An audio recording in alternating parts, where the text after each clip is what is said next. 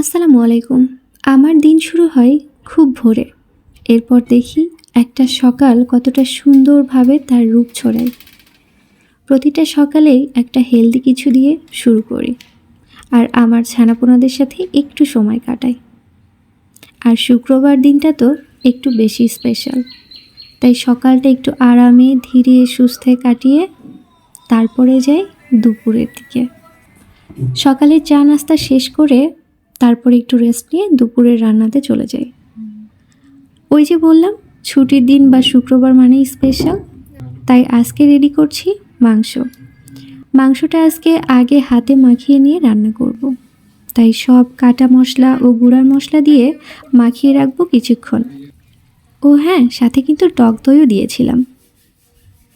তারপর কড়াইয়ে তেল দিয়ে পেঁয়াজ কুচি দিয়ে আর তার সাথে গোটা কিছু মশলা দিয়ে কষিয়ে নিব। আর মশলাগুলো খুব ভালোভাবে কষিয়ে নিয়ে এর ভিতরে মাংসটা দিয়ে দিব কষানোর জন্য। মাংসটা বেশ অনেকক্ষণ ধরে আস্তে ধীরে কষিয়ে নিব, আর মাঝে মধ্যে একটু নেড়ে দিব যাতে মাংসটা নিচে লেগে না যায়। আর এর মধ্যে পোলাও রান্নার জন্য চালটা ধুয়ে নেব। আমি কিন্তু পোলাও চালের কোটার মধ্যে শুকনো মরিচ রেখে দিই যেন কোনো পোকামাকড় না ধরে। এটা কিন্তু ভালো কাজে দেয়। আর চালটা ভালো করে ধুয়ে এটা আধা ঘন্টা মতো ভিজিয়ে রাখবো। ততক্ষণে কষানো মাংসটাও বেশ কষানো হয়ে গেছে। আর এর মধ্যে ঝোলের জন্য গরম পানি দিয়ে মাংসটা আবারও সিদ্ধ হতে দেব। আর এই যে মশলাটা, এটা কিন্তু আমার বানানো স্পেশাল গরম মশলা। পোলাও চালের পানিটা ঝরিয়ে পোলাও চালটা ভেজে নিয়ে রান্না করে নেব। এর মধ্যে গোটা মশলা দিয়েছি আর গরম পানি দিয়ে ভাতটাকে যতক্ষণ না ফুটে পানিটা টেনে আসছে ততক্ষণ পর্যন্ত হাই হিটে রান্না করেছি। আর তারপরে একটু গুঁড়া দুধ দিয়েছি।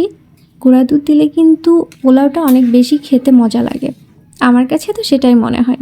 তারপর পানিটা টেনে আসলে এটাকে দমে বসিয়ে দিব। আর এর মধ্যে কাজ করতে করতে একটু ক্ষুধাও লেগে গেছিলো, যেই কারণে একটু আম মাখিয়ে নিলাম। গরমের দিনে কিন্তু টক খেতে বেশ ভালো লাগে। এর ভিতরে অনেকগুলো কাজ করেছি ঘরের।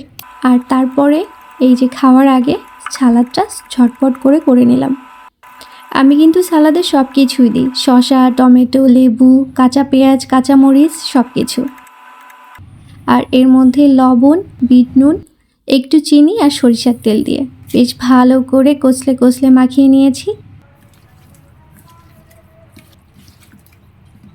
আর এই যে দুপুরের খাবারের পাতে একটু সালাদ নিলাম, একটু মাংস আর ঝোল।